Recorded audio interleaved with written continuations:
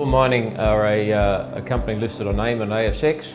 I'm the CEO, Mick, and we have tungsten assets in Australia and in Nevada in the USA, and a copper project in South Australia. Our prime objective in the next few months is to finance Molyhil into development.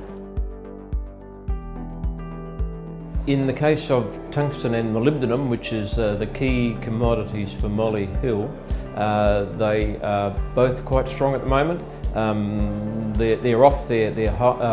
Tungsten is off its high of a couple of years ago, but it is still a very, very good price indeed. The price for molybdenum is as strong as it has been for probably 7 or 8 years, and looks like it will stay that way for a while. Copper's a wonderful commodity. Copper, the price of copper is about $6,500 a tonne. I think it is as high as it's been for a year or so, and the outlook for copper is generally considered around the globe to be good and getting better and better all the time. It's a commodity with lots of uses around the globe. It's now starting to get another set of uses with electric vehicles and general industrial growth involves lots of copper. Copper is going to remain a big commodity with a strong demand for a long time to come. With Molyhil, we're trying to bring that into production right now, and for that we need $43 million in finance. I hope we can raise that in the next 2 to 3 months, and if that happens, we'll be in production within 12 months of then. At Pilot Mountain, we're doing some metallurgical test work to a standard that would allow us to go into some feasibility studies.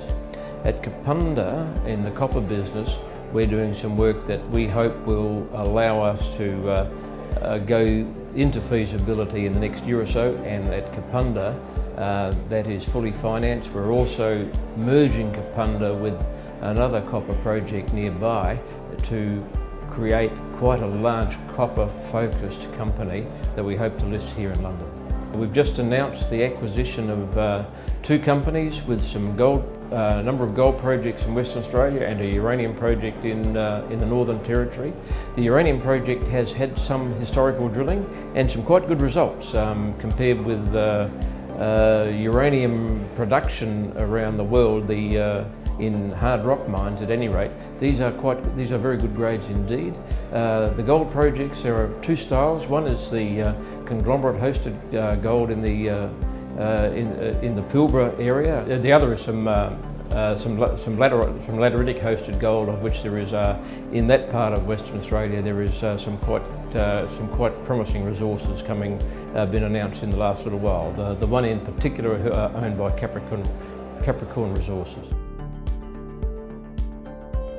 Look, we have what I call a pretty diverse board. I'm an accountant who's worked in the mining industry since 1974. I've learned a few tricks along the way.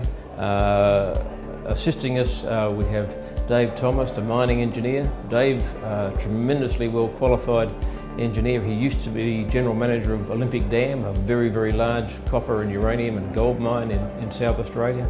He's worked in projects in India, in the Copper Belt in Africa, and also in Australia. We have 2 geologists, Alistair Middleton, based here in London, and Richard Brady, based in Adelaide, both very strong, very competent geologists.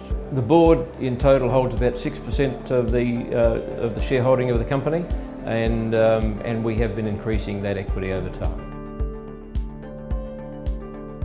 When we announced the acquisition of the gold and the uranium projects a couple of days ago, we also announced that a £400,000 funding.